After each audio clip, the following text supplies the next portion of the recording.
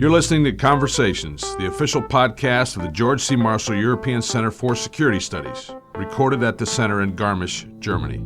Conversations offers insights from Marshall Center faculty and guests, discussing items of interest, including cybersecurity, counterterrorism, transnational organized crime, and other events that occur at this unique German-American defense and security partnership.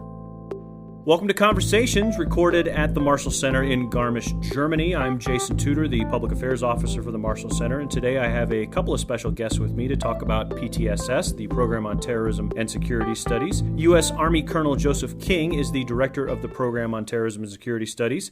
He's a graduate of VMI and the University of North Carolina with education in history as well as Russian and Eastern European studies. He is a U.S. Army Foreign Area Officer and wears the Special Forces and Ranger tabs. Before joining the Marshall Center staff, he was the Deputy Chief of Security Assistance Office in Pakistan. U.S. Marine Corps Major Daryl D. Simone is my other guest. He's the Deputy Director for PTSS. He's served in a variety of jobs for the Marines for almost 23 years as both an enlisted Marine and a Marine officer. Some of those jobs include being a tow gunner and an international affairs officer, among a myriad of other duties. He's a graduate of the University of Washington. He's also a Russian speaker. Major D. Simone served in Iraq as a police advisory team leader and then at Camp Pendleton, California, where he commanded the communications company of Combat Logistics Regiment 17 before joining the Marshall Center. So I mentioned that today we're talking about the Program on Terrorism and Security Studies. That's a 4-week transnational course taught in residence at the Marshall Center. We've done that since 2005. For this particular iteration, the course will see about 70 participants from 40 countries. We spoke to both of these officers about midway through the Olympic Games in Sochi, Russia. We talked about terrorism in that area, the North Caucasus and the Sochi region in that area, and how the PTSS program is having an effect on the world, and how the course is evolving over time. It's good to have you. Thank you for doing the podcast today. I guess let's start out with more of a history question. We've done this for a while. So I guess I would start out with, we've done 2 iterations of this for over a year, for several years, and the way it started. But how do we keep a course like the Program on Terrorism and Security Studies fresh? What is the thing that kind of, each course someone comes in and goes, I'm going to learn something new, or I'm coming to this course because, versus maybe the discussion that, well, 9/11's kind of in our rearview mirror, we're getting out of Iraq, we're moving, our situation in Afghanistan is changing. How would either of you talk to that? Yeah, I think I would address that. Really, the environment continuously changes. So every course that we present, we have a challenge of trying to keep it relevant to the participants. Since 9/11, of course, that was an event that made terrorism probably the most prominent security issue on the agenda globally. It's still a big issue. Terrorism didn't start on 9/11, but I think since that time, in the past 13 years, what we've tried to do is address how societies manage the challenge of terrorism with limited resources. We have a global economic crisis that everybody's faced with. The other problem and the other challenge for us when we try to keep the course fresh is the kind of emerging trends in terrorism. So things like the convergence of other transnational threats, transnational crime, illicit trafficking, cyber, the use of the internet by terrorists, the potential for cyber terrorism. These are the sort of things. But probably the most important thing is that we find speakers who are current on these topics, and speakers and material for the course that's not just based on theory, but that's based on practice. Mm-hmm. Major D. Simone, what is it? We talk about this course a lot in the course of the year, and one of the things that always comes to my mind is there's a waiting list to get into PTSS. It is, without using a lot of hyperbole, a world-renowned course. What keeps it so popular with the pros who want to attend, and why? One of the things that is key to this particular situation is that not everybody does get in. We make sure that the participants who make it into the course, that they're professionals in combating terrorism and counterterrorism. Mm-hmm. They come from all sorts of job titles, but we screen them to make sure that they are either doing this type of job or they're definitely going to this type of job. Right. And so they all know what they're getting. We also stress the contacts that they make with each other. That's important because it's been said that it takes a network to defeat a network. Right. And they walk away from the Marshall Center and the PTSS with many more contacts in their field that they can use the next time that they have a situation and they have to pick up a phone and call somebody. Mm-hmm. There's a good chance that they know that person on the other side. Mm-hmm. Colonel King, participants are here for about 5 weeks. You've taken this time to vet them, and as Major DeSimone mentioned, they come from different backgrounds and things like that. What's your expectation? What do you want them to come here with, and what do you want them to walk away with? Right. Well, first of all, one of the new elements of our course is 4 weeks now. 4 weeks now. So okay. A little bit shorter than it has been in the past. But what we like our participants to come with, and Major DeSimone just talked about this a little bit, they should come with experience in the field. They should be either practitioners or on the policy side of combating terrorism, from various different ministries that are involved in these sorts of things. So they come with that background. Mm-hmm. I really want them to come with an open mind. Mm-hmm. I want them to be willing to share their experiences and learn from each other. And that's really the dynamic of the course. Mm-hmm. Obviously we have a formal curriculum, but probably the most lasting learning occurs in the discussion between the participants. And quite frankly, we learn quite a bit from them as well. And as an offshoot, I think this 4 weeks is also interesting because PTSS is one of our transnational courses, and therefore it brings in participants who are from worldwide locations and not necessarily from the region. I imagine that helps inspire the conversation. Yeah, as it well. really does. Mm-hmm. I mean, the manifestations of terrorism are very different in different parts of the globe. Mm-hmm. And, you have a guy from Bogota or a guy from Bangkok. They're going to have different perspectives about the threat and different perspectives about how to deal with the threat. Mm. I think we've got 40 countries participating in this particular PTSS. Yeah, and speaking of this particular PTSS, and I know we tend to use the same shell to do things, but if you could, how will this PTSS be different from other PTSSs? I mean, what would you say would be the biggest emphasis this time around?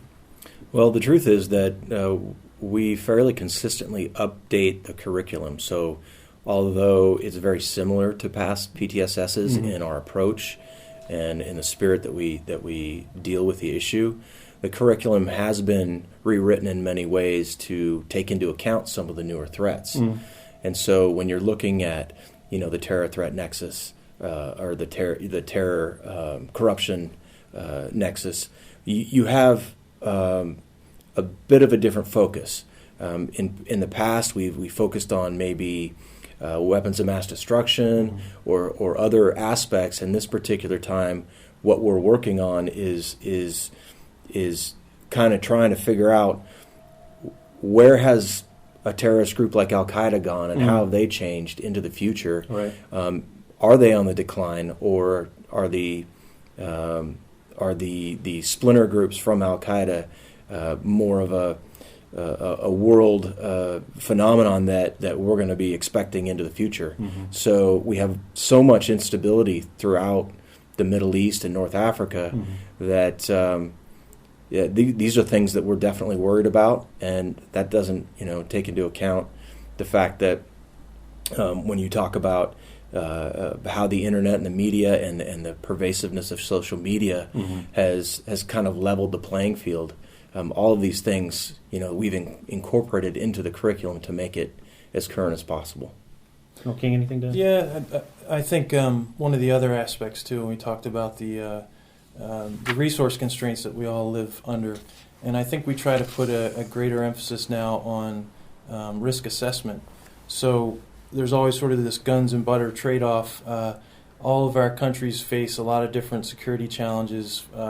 So how many resources do we put against the problem of terrorism? Right. What is the imminence of the threat, and how severe could the impacts be? So that's something that we've always had as part of the curriculum, but I think it has added importance in the economic times we live in now. Which I think dovetails nicely into what are some of the challenges in putting together a course like this? I imagine there can be challenges in just trying to communicate what the United States and Germany and others feel is important about terrorism and counterterrorism, but what do you see as some of the challenges? I think the first challenge is getting the right people in the course, mm-hmm. and we do fairly well at that. We try to keep it as diverse as possible to draw on different viewpoints.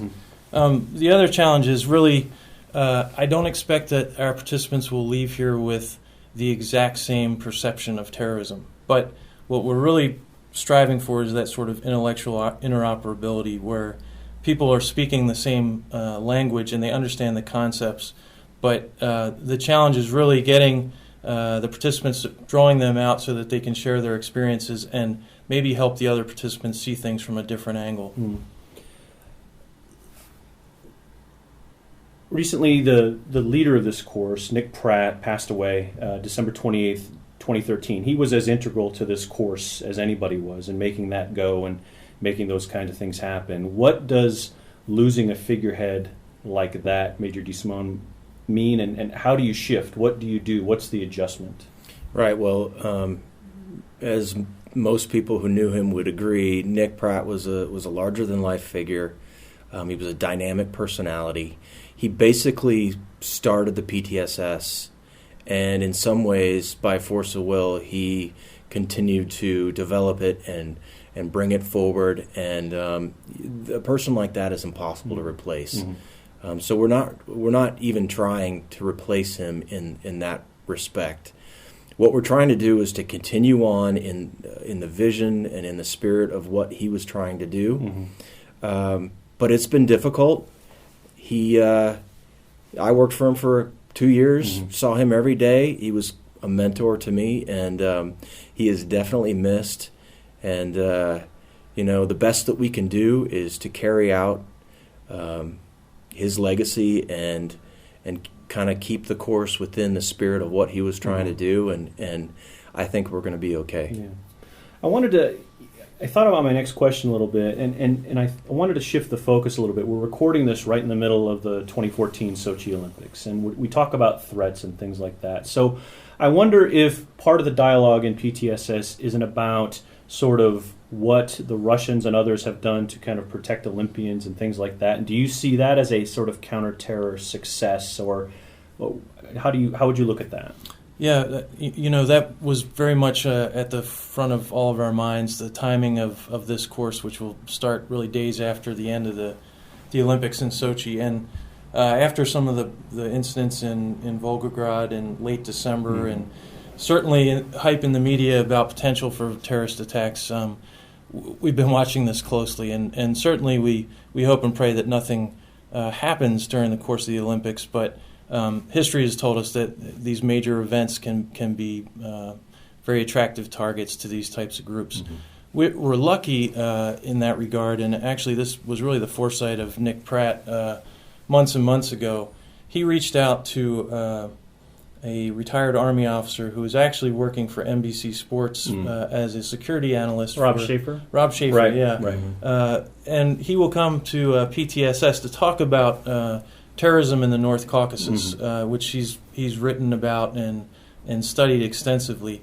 However, it gives us the added benefit of having a guy who's on the ground in Sochi now who will be able to give us some of the context to that. So it'll be interesting to see. The Russians have taken a lot of proactive measures. They have this, what do they call it, the ring of steel or something around the Olympic compound. And so far, so good. And I hope things stay as tranquil as they have been. Yeah, absolutely. A simple question. Has PTSS helped? And if so, how? I mean, what would be some of the things that people would point to and go, maybe average Joe on the street or anybody at all would say, yeah, that PTSS course has done what? Well, that's a good question, and the answer is, well, this type of thing is difficult sometimes to measure because sometimes you don't see a benefit until 5-10 years later when a participant is put in a situation, or a former participant in the PTSS is put into a situation where they have to use what they learned or call upon that network that we are building. What I can say, anecdotally is we do get feedback from past participants, and in one particular case, there was an Eastern European country that hadn't really had any terrorism problems.